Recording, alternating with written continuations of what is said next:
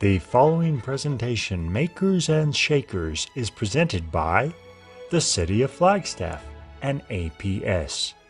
Sponsored by Compass BBVA, Pub Medical, AWD Law, Sunwest Bank, Alliance Bank, W.L. Gore and Associates, Gentera Enterprises, and DPR Construction. Hey, good morning. I'm Scott Hathcock. It's my pleasure to host Moonshot's third day in this week-long series of Makers and Shakers, a virtual event to educate and celebrate both startups and aspiring founders. Do you have your coffee ready? Once again, we start the morning with 2 workshops touching on key building blocks for creating successful startups. They will each run 15 to 30 minutes. After the workshops, our subject matter experts will be live and online to address any questions or comments you have. You can reach us at info@moonshotaz.com. And then for our happiest of hours this evening, starting at 5 p.m., join us again as we will showcase some of the best of Moonshot's mission control startup pitches seen this year. Tonight, we have the pleasure of Flagstaff's very own 2019 Moonshot Shoemaker Award winner, a board member of Moonshot, founder of Popa Medical, founder of Simple Surgical, founder of Experience Medical. Whoa, what does this guy sleep? Dan Kasperzik. So what do you say? Let's get started. Hey everyone, my name is Steve Messa, and today we're going to talk about the art and science of pivoting, turning uncertainty into success when you have a business model that isn't quite working. My name is Steve Messa. I'm a co-founder of the company Influence Logic. It is a $3 million annual revenue company, and we've been in business for 6 years. And the key here is in the first 6 years, we've actually pivoted 3 times. And at Influence Logic, we are a leader in influence marketing. And we have 15 full-time employees. We've driven 7 million clicks and 15,000 paying customers for our clients. And we manage YouTube, Instagram, podcasting, influencer programs for all of these brands. Specifically, our team builds, grows, and manages influencer marketing programs from end to end. Things like contracts, agreements, payments, we do it all. And I think what makes us extra special is that we're performance-based, meaning our company actually only gets paid when we drive tangible results. Our clients include Teladoc, a leader in telemedicine, Let's Get Checked, BetterHelp, Keeps, Thrived, SelectQuote, some really good name brands. But the reality is, didn't always start this way. And if you look at this image here, the journey was a little bit like a roller coaster filled with challenges, loops, ups and downs. We started in 2014 as a different company called Vidfall. And over these 6 years, we pivoted 3 times and we turned to a company called Influence Logic. And I'm going to walk you through the story and the challenges that we've went through. And there's one thing I want you to keep in mind as we do this. And it's a quote from Steve Jobs. And I think it really rings true to this story. So Steve says, you can't connect the dots looking forward. You can only connect them looking backward. So you have to trust that the dots will somehow connect in your future. You have to trust in something, your gut, destiny, life, karma, whatever. This approach has never let me down, and it's made all the difference in my life. I'm going to come back to this, so let's remember it as we go through this. First things first, what's a pivot? Entrepreneur Magazine, they say a pivot is a buzzword, and it refers to a significant business change ranging from mild or dramatic. A pivot's usually intended to help a business recover from a tough period or survive after experiencing new competition or other factors that make the original business model unsustainable.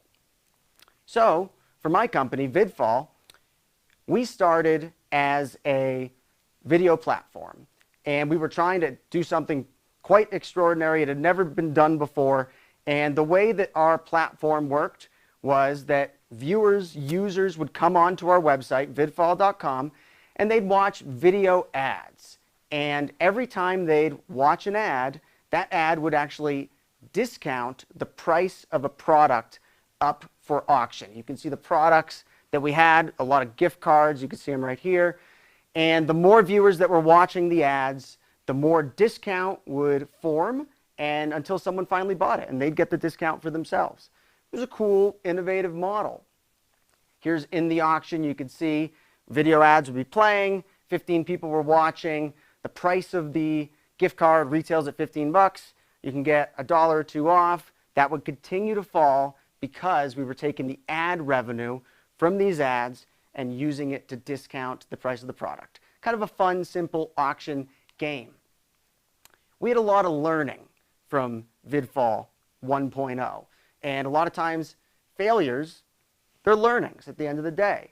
First learning was we couldn't secure many ad networks to actually fill the ad inventory. Turns out ad networks don't really want to just be incentivized to discount products that are up for auction. Of the ad inventory that we did fill, the ads actually paid so little that it didn't even subsidize the discounts. So that wasn't going to work. And if the revenue couldn't cover the discount, then there's no way this could ever be profitable. In turn, one thing we did actually learn is that we started working with Twitter influencers to drive users to VidFall for these auctions, and that worked. That was a win. It wasn't really relevant to our business model at the time, but that was a learning that we took with us. So that leads us to our first pivot, and that is a pivot from ads to influencers. So this gentleman over here, Scoop208, he is a Twitter influencer known for Nikes and sneakers, and we put some Nikes up in a video auction, and Scoop actually got on live and started talking about the sneakers, and he himself drove a ton of traffic, 700 people, concurrent visitors to the site. Big difference from VidFall 1.0. Influencers would host streams, and the video streams would be relevant to the product, and they'd send their own traffic. I'd say this was good learning over VidFall 1.0. Here's a little mock-up we did when we pitched Goosebumps, when the Goosebumps movie came out, if you remember that. This is an investor slide deck that we put together. We figured out something and we said, wow, there's something magical here. So we started speaking to investors saying, hey, we need some funding. The opportunity is massive here. It's a $24 billion digital marketing opportunity. We didn't get any institutional investors excited about this, but we did see some user growth. That was pretty much fueled by the Twitter influencers and other influencers that were sending their traffic. So that was a key learning. Okay, influencers can actually drive growth. Some other key learnings, VidFall 2.0. As in that last slide, you saw we had 35,000 users. Well, 35,000 users mean nothing unless you can monetize them. We couldn't monetize them whatsoever. Brands actually found no value at all in discounting the product. The price discount element just wasn't it. Also, live streams, when we have the influencers come on and do their live streams about the products, live video is hard. Not everyone shows up when you actually have the live stream. And it's very hard to get people there and engaged, as opposed to something like a YouTube video that's pre-recorded and it lives on forever. When you do a live video, you got one shot. And this was well before Facebook Live was a thing. But once again, there was something about the influencer marketing component, and we took that with us. The problem was the platform.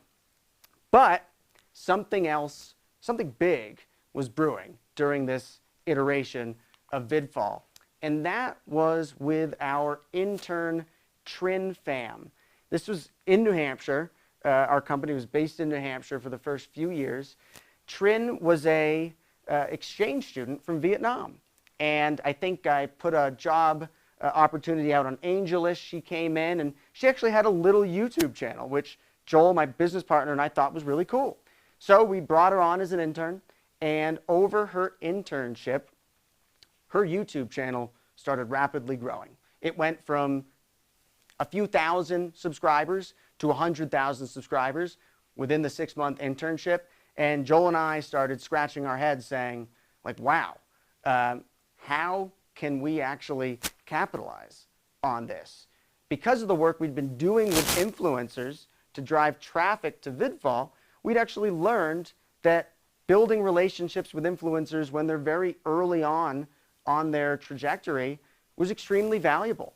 When an influencer gets to a point where they have 100,000 subscribers or in the millions, they get a talent agent. They start to charge a lot more money, and they put way more complications on working with them. So Joel and I said, how can we leverage this? And this birthed our new idea, building a tool to identify up-and-coming, fast-growing influencers. But would brands really want that? That was the next question. So we tried an experiment. Quick experiment. Took a day.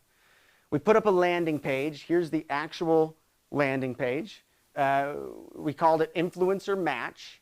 And we had a few lines about what this technology could do.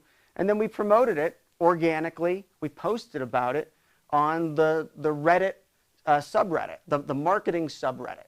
We posted the landing page on the marketing subreddit, and we woke up the next day. It was like Christmas. It was like the holidays. Overnight, we had over 200 leads come through, some of which were very big brands. eBay, EA Sports. We knew something was valuable here. So what did we do? Well, we put together another deck, and we actually called it VidFall 3.0. This is the real deck. And so what did we write? We wrote, over the past few years, we've put our minds, blood, sweat, and cash into this company. We've iterated several times, but after each iteration, we've become smarter. We've learned more quickly, and we're now experts in our space, and our skill sets have sharpened. The plan must be optimistic but realistic, challenging but attainable, and it's vital that each one of us believes in the plan set forth in this deck. And it's in all our interests to make this business a success. And then I actually talk about the specifics. Well, live video wasn't working, so what did we do in that first red text? We need to move to all types of video. And we need to start thinking about video content factories. Brands want lots of videos. We can use influencers to create them, and we started using this metaphor of video content factories. And then we need to leverage the enterprise brands that we're working with, and we need to build them influencer marketing programs. And this big of a change was going to need a rebrand, so that's what we did. And as you can see, we rebranded to Influentia. Just kidding. People said that sounded a little bit too much like the flu, but we actually found a brand called Influence Logic that everyone loved, and with hesitant support from our investors and advisors, we made this pivot and we began working on the new platform. And it's important to note here that Joel, my partner, and I, we were not really hesitant. We were as energized as ever. We were excited. And then we built and launched the first iteration of the Influence Logic platform. And we started selling it as a SaaS, software as a service product. In 6 months, get this, in 6 months, we grew to 20 paying customers, each paying us $500 a month, which is $10,000 in monthly recurring revenue. That is pretty sweet. This is an actual screenshot of the dashboard. And essentially, the dashboard was so good that it got us clients like Save the Children, the nonprofit, UGG Boots, Pluto TV, and UGG is a Flagstaff brand, which is very awesome. Our platform was so good that it got us brands like these, Save the Children, UGG, which is a Flagstaff brand, Pluto TV, which just sold to Viacom for $600 million, something like that. And this iteration was not without its learnings, just like the others. So the learnings on VidFall 3.0, which is really Influence Logic 1.0, we had one engineer. Software is hard. Software breaks. And we started to see that. We had real downtime, and our brands were starting to ask, what's going on? $10,000 a month isn't really enough money to start building out a big engineering team. We were doing enterprise deals for non-enterprise revenue. We'd spend a lot of time educating, onboarding clients. A lot of brands didn't necessarily know quite what influencer marketing was or how to do it, so we'd work with them to help them through that. And we'd spend hours with clients for that $500 a month recurring revenue, which was good, but it was not scalable. Finally, our software is extremely valuable to a small handful of clients, and Influence Logic was a competitive intelligence tool. So we started to think, where could we actually find a better market fit for this? How can we get more revenue out of our clients? And then what I look back on as something of a miracle, I had a call in December of 2016. It was a sales call with Jeff Williams of BetterHelp Online Counseling. And I tried to sell him our SaaS platform. I said, Jeff, you can use our platform to identify all these great influencers. You can look at their performance metrics, their growth rates, their engagement. We're hooked right up to YouTube's data API. We can do it all. And then Jeff said, Steve, I don't want to use your software. I want you to use your software and build our influencer marketing program. Since our software was competitive intelligence software, we could actually use the software to do the influencer marketing. But we had never done it before. So would this work? Would our software actually be very valuable? It was a good test to actually determine how valuable our software was. And remember I said we were performance-based marketers? This means we only get paid on sales. That's currently. Well, that's actually because I tried to get a flat $5,000 fee out of Jeff, but he kept saying no. He kept saying, if you're so good and your platform's so good, just do it on a performance basis. We'll pay you on sales. That's it.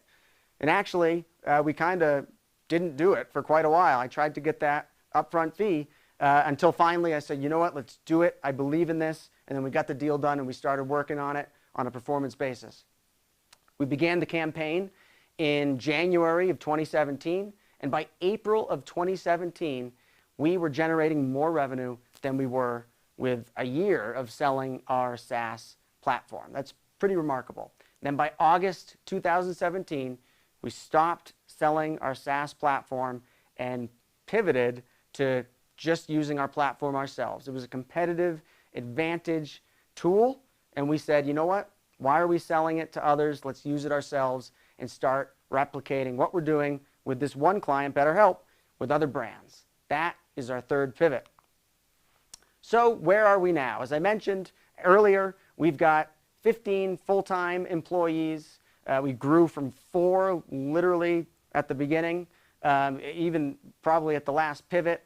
We've driven 7 million clicks through influencers. We've probably released definitely thousands of pieces of video content. We've paid over 1,000 content creators, and we've paid, I think, over $5 million to content creators, and that's on behalf of all the brands that we work with. And you know, we're on the court. We're doing what we said in that deck. We built influencer marketing programs for some great brands. And here's a little graphic from our website. You can see we've got an application that creators can log in and see the revenue that they've driven, that sort of thing. They can see new opportunities. As I just mentioned, we've paid over $5 million to creators. We think of our team members as monetization advisors. This is very important. They're monetization advisors to these creators, to these influencers. And it's almost like a financial advisor, how financial advisors help all of us grow our wealth. That's what we've learned is needed in the influence marketing space with influencers and creators. They need individuals who have their back, can bring them great programs to help them monetize, help educate them on where to promote, how to promote, compliance, FTC compliance, HIPAA compliance if we're working with healthcare brands, all these things. That's where Influence Logic has found a home and a fit, really fulfilling that need. So are we off the roller coaster? Yes and no. We're doing very well. Joel and I are over the moon happy, but we did just hire 8 people during a pandemic, and we are relying on a certain number of clients to pay the bills, to drive all the revenue. We're relying on creators. So things can happen. There's always going to be ups and downs, and that's something I've learned and finally, after many years, accepted. With that said, I've absolutely found specific principles that I've taken with me and learned that I think you need to know about too. So, how to stay sane on the roller coaster. These 3 principles have influenced logic this far, and I call them PHP. And I'm not talking about the coding language. This is a different PHP. The first P is passion. Steve Jobs talks about this a lot. You need to like what you're doing. If you don't like it, then any rational person is going to give up through the roller coaster. If you like it, if you love it, that's fantastic. Even if you like it, you can keep going long enough. Humility is extremely important because you need to learn from your customers. You need to learn from the market. You need to learn from your employees. You need to learn, and you can't have an ego that says, I'm not going to change. This is how it should be. And humility is vital if you're going to learn and you're going to adapt. Positivity is the final principle. You got to stay positive. Energy is contagious. Negativity is destructive. And positivity is absolutely creative. Call it law of attraction. Call it whatever you want. It's real. I found it very valuable. Staying positive, great things happen. Another thing I want to talk about, and this is something I am very, I read about, I'm very into, is this concept of the hero's journey. And I am so focused on using the hero's journey metaphor as a metaphor for entrepreneurship. That's what it is. The hero's journey is a classic story structure.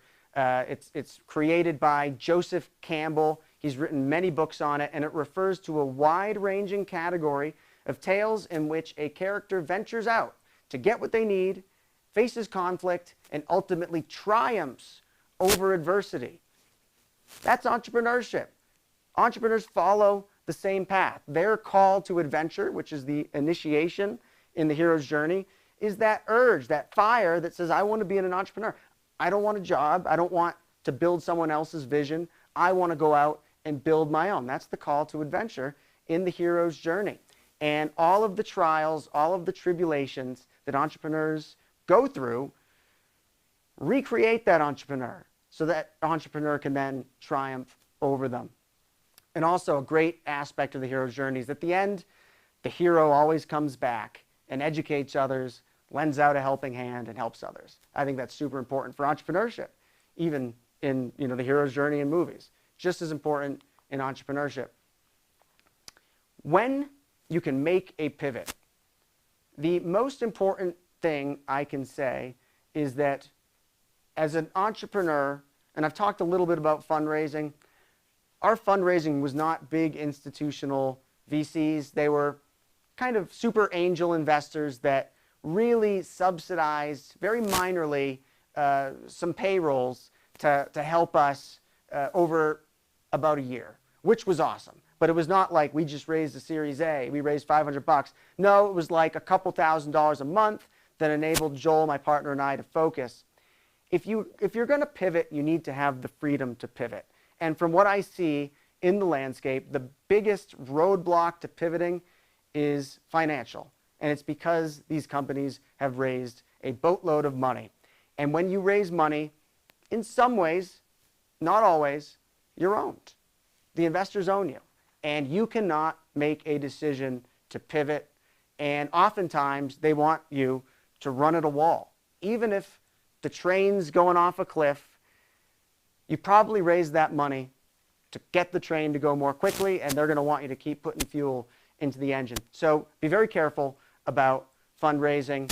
Our inability to fundraise, we actually went out. We hit the streets pitching our company, and we couldn't raise. Even with advisors from institutional VC firms, we couldn't raise. And why did we actually want to raise? Because it was an ego thing. We wanted to be that startup that raised a boatload of money and ran at growing.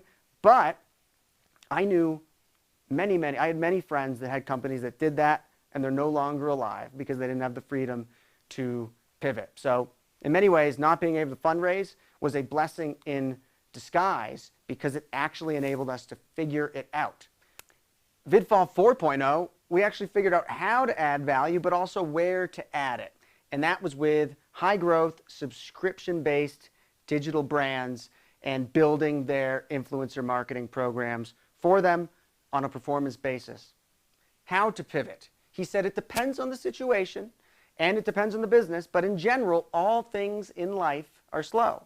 But then sometimes you're at an existential point because you missed the signs. Then it needs to be fast and decisive. So he said, because you missed the signs. Remember that, because I'm going to come back. And then my business partner, Joel Robinson. I asked him, Joel, what can you tell me about pivoting? He's been on this journey. He's been on the roller coaster just like I have. And he said, Steve, fall in love with your initial idea, but don't marry it. This is because the initial idea will likely need to change. He said, my biggest regret was spending 18 months on VidFall 1.0. I tied the initial idea to my self-worth. The idea had to work. This prevented us from adapting the business much, much sooner. He said, I zoomed out and realized the best startup founders may start with an idea, but in reality, they're choosing an industry or vertical that they want to improve. That is a very interesting point.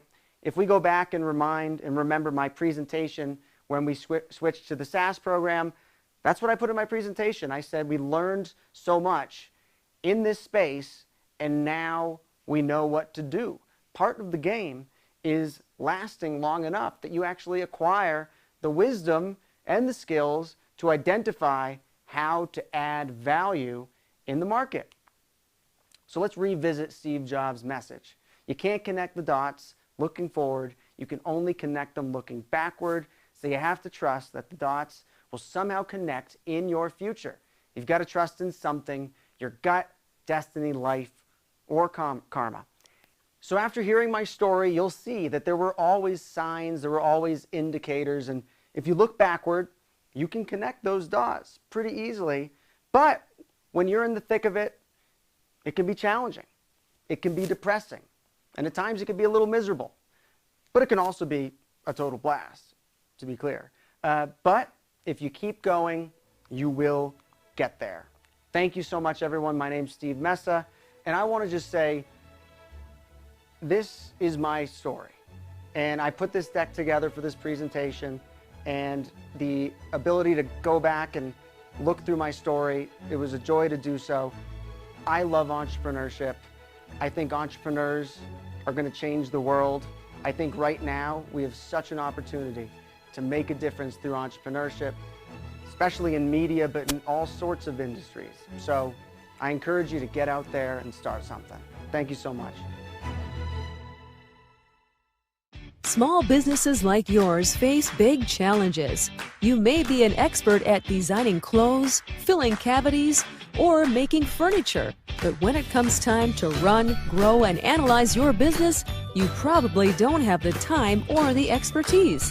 One of the growing problems is that in today's information economy, if you don't have the right information, your business has a greater risk of failing.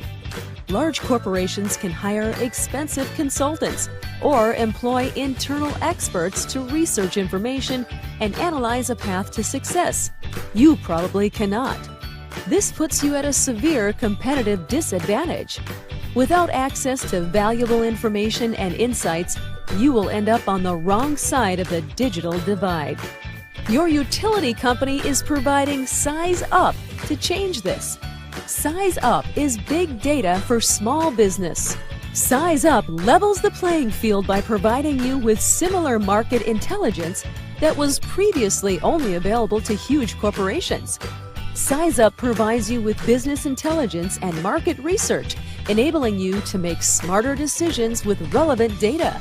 There is no other business exactly like yours, but too often, the information and solutions provided to you assume that you are just like every other small business.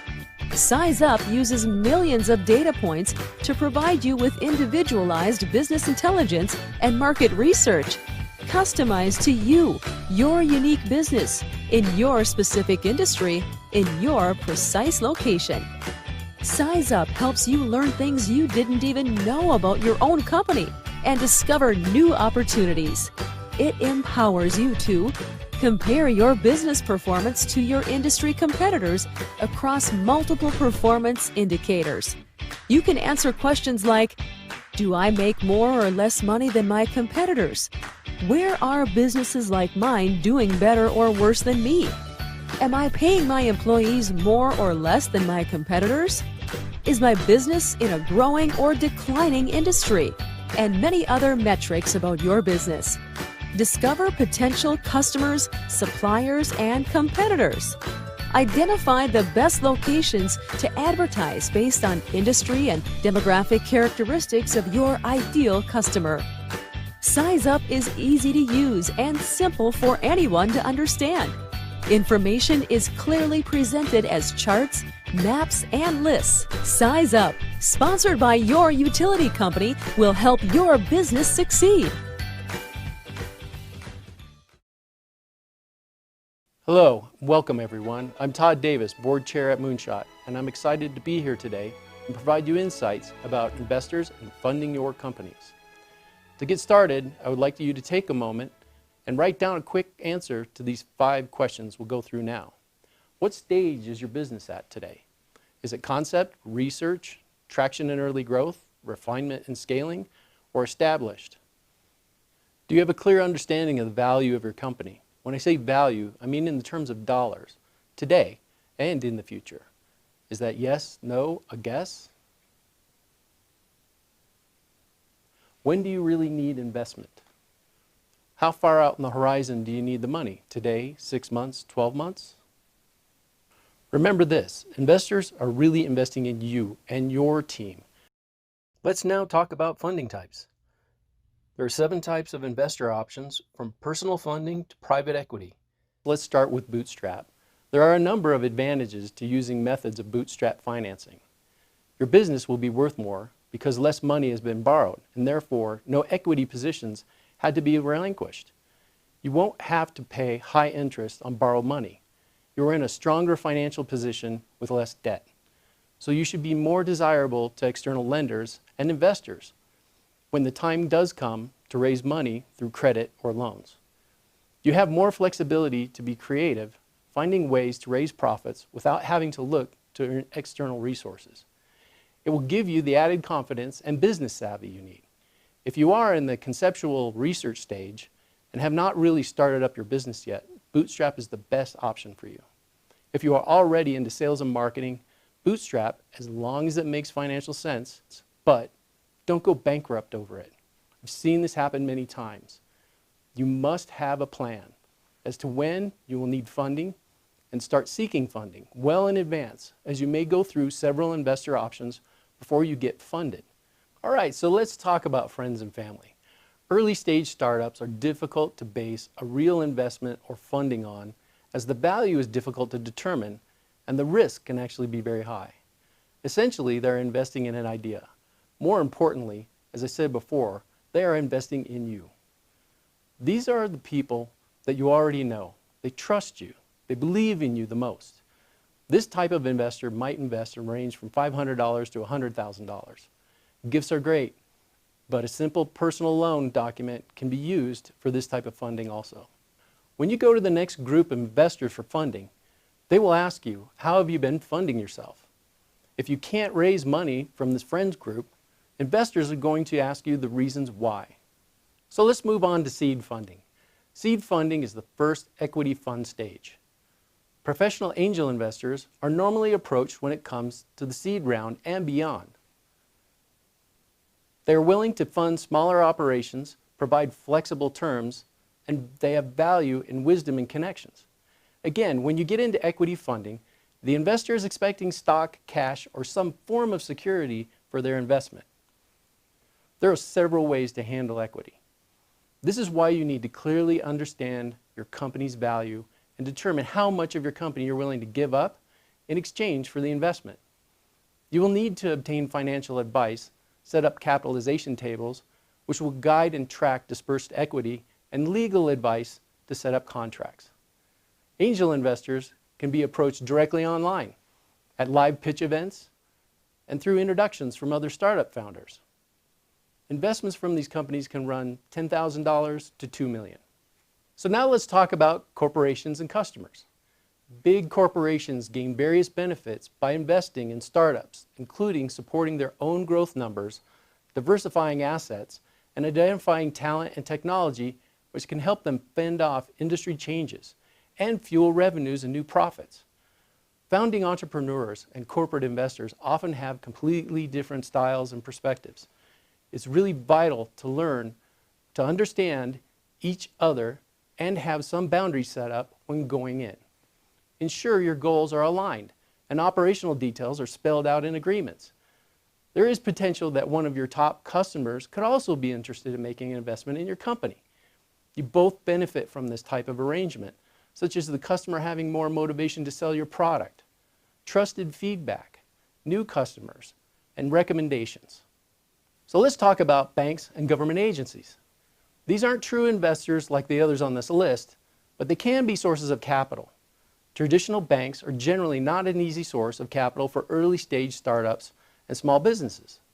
However, as you gain traction, they may offer business credit cards, lines of credit, and merchant advance loans.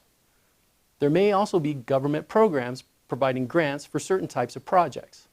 That doesn't mean bringing this type of capital will be any easier, as loans require repayment, often when you really need as much liquidity and slack as possible. They won't require giving up equity in your company, but they can impact your profitability, which may show up when you try to raise money from other investors later. One thing to note about government programs is that in many instances they come with certain restrictions and limitations, which may be burdensome for startups. With this in mind, founders should review very carefully what those expectations are. So now we'll review family offices. Family offices are increasingly being drawn to the advantages of investing in startups. These offices are privately held companies that manage investment for a wealthy family, generally one with over $100 million in investable assets, with the goal of being to effectively grow and transfer wealth across generations. However, as some of the most successful entrepreneurs have pointed out, as investors, family offices can have quite different interests and game plans. Working with them can be very different depending on who's managing the decisions and processes of the company. Taxes, long-term multi-generational investing, prestige, and income may be more important for these investors than others on this list who are usually pushing to an earlier exit. So let's talk about venture capital firms. Note, VC and PE firms' goals are the same: to increase value of the business they invest in and then sell them or their equity stake in them for a profit. VCs are at the top of the line investors for funding entrepreneurs. They come with the biggest checks, the most power to fuel success and gaining market share, and they have the most juice when it comes to achieving more credibility and visibility. Do note that all of these firms are not created equal. The best match can be influenced by location, the time of their funds, the interest and expertise they have in a certain field, and they have the power to help you get to the next stage. More venture firms are looking at and are participating in earlier funding rounds, though it is more likely that these investors will show up and be securing Series A, B, and C fundraising rounds more than an earlier stage. VC firms will provide funding in exchange for a minority stake of equity, less than 50% ownership in your business. So now let's talk about private equity. Private equity investment firms often take a majority stake of 50% ownership or more in mature companies operating in traditional industries. PE firms usually invest in established businesses that are deteriorating because of inefficiencies. The assumption is that once those inefficiencies are corrected, the business could become profitable. So to summarize on funding types, investors are very specialized in the types of companies they invest in, the levels of capital invested, the amount of equity they obtain, and they will get involved during the company's life cycle to ensure success. As your startup grows, different sources of capital will be more advantageous and valuable to fueling the next level of growth. Goals are all the same for investors: to increase the value of the business they invest in and then sell them, or get their equity stake sold to create a profit. A point to consider. The market is going to determine the potential exit of an investor. Up next, once you know how to pitch, it's all about perfecting the pitch deck to close your round of funding. So now let's move on to the pitch. You need to now think about how you approach your pitch deck design. The narrative of your pitch deck is what matters and makes your startup compelling. The purpose is to stimulate interest. The objective is to generate enough interest that you get a second investor meeting. Start with your elevator pitch. How good are you at hammering home your who, what, why, how big, and why now are needed to pique interest? How quickly are you to convey the value proposition to these companies? Sure. Most pitch presentations are 5 to 10 minutes at most. Here now are 10 topics you should cover.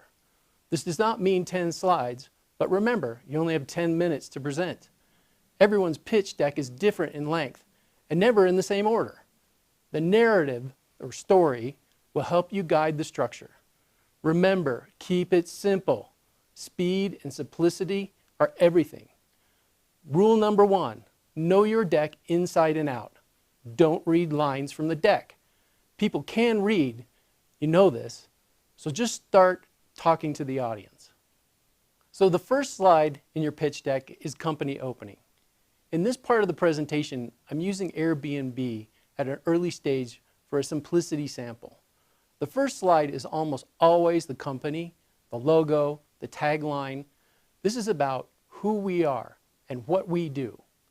State and place your vision statement right here on this slide. You need to grab the investor's attention in this narrative, as there's nothing else on the screen to talk about. So the next slide speaks to problem and opportunity. This is probably the most important slide in your deck. Plenty of startups build cool products, but only the ones that solve real problems make real money doing it. If you have a personal story tied to your problem statement, tell the story as the connection and passion is a hook to investors. It shows you're not going to give up easily. Talk about who cares about what you're doing and why. Who is your target customer? This is all pretty much in your elevator pitch. So now we'll move on to solution. So you have defined this huge problem your customer needs to solve. How do you save your customers the headache and pain of the problem they're stuck with? Focus on the value proposition for the customer. This section is not just a narrative. You need to show us. So tell the story with images. So now's the time to talk about product. This is not about detailed feature, function, but how the product delivers. This is also about how do you make money and how quickly can you actually explain it to me. The more complicated the business model, the longer it will take to explain, leaving people confused and less likely to succeed. So focus on one model in the startup stage. Solve one problem really well and win success for many, many people. Once you do that, you can think about expanding. So now's the time to talk about team. The team is really important. Where the slide goes is optional. If you really have some rock stars with great deep backgrounds, you can have it up front. For everyone else, keep it in the middle of the deck, after the story section. Remember, investors are investing in you for them to be successful. The investor wants to know who's driving the bus and what makes them so unique to execute on that mission and vision. Having the founder experience and domain expertise helps in reducing the risk from an investment standpoint. This needs to be on the slide. Speak to a cohesive team that has worked together. Now we'll talk about market size and competition. What differentiates you and makes you better than all the brands out there? Why would customers choose you over the market leader? Explain how big the market is, but the upside opportunity is what investors are really interested in. Explain the ways you plan to address the market. So let's talk about market competition. Sell yourself on this slide, what makes you unique. Show the competition where you fit in and how you will be able to outperform your competitor. This could be done either by distribution channels, partnerships, or intellectual property. Note, An unrealistic market size and comparisons can cripple your pitch. Be on point, be specific, explain your reasoning. So let's talk about traction. This is another critical slide that shows your ability to measure your business consistently. It shows you've considered the future projections and make reasonable expectations. Investors want to know you have a plan. Of course, things change and you need to pivot as the market dictates. The point is, you're thinking things through and have the chops to adapt should the need arise. Traction can be communicated through your key performance indicators. How's your growth? 2% or 30% year over year? How much money are you making? How many customers and users do you have? How happy are these customers and your net promoter score? How often are they actually using the product? Now we'll discuss financials. This slide needs to be very clear but sparse. You can share more information with investors in a second meeting. Provide a simplistic view of revenues and expenses for inception to date. Only provide up to 3 years if you have a very specific documented plan to get to your out-year projections. So now we'll talk about the ask. It's the call to action. Talk about the amount of money being raised. Repeat items from the traction slide. VCs have specific targets for ownership and check size. They need to be able to filter deals fast and know exactly what you're looking for. So tell them. How will this cash improve your startup needs and scale? To de-risk, to reach the next milestone. What are your goals and how quickly can you hit them? Make them remember you. The biggest mistake I see is as the business evolves, nobody keeps their pitch deck updated. You will never know when someone makes a call and wants a copy of your company presentation. It needs to be current and sent immediately, not days later. I suggest the creation of a larger deck. This is all the information about your company in detail. This is only used for investor meetings when you reach a point of serious negotiation. Use that deck to create a short deck, which would be created by just removing slides from the longer deck. This can be your intro to a company or a pitch deck. Also create a one-page pro forma.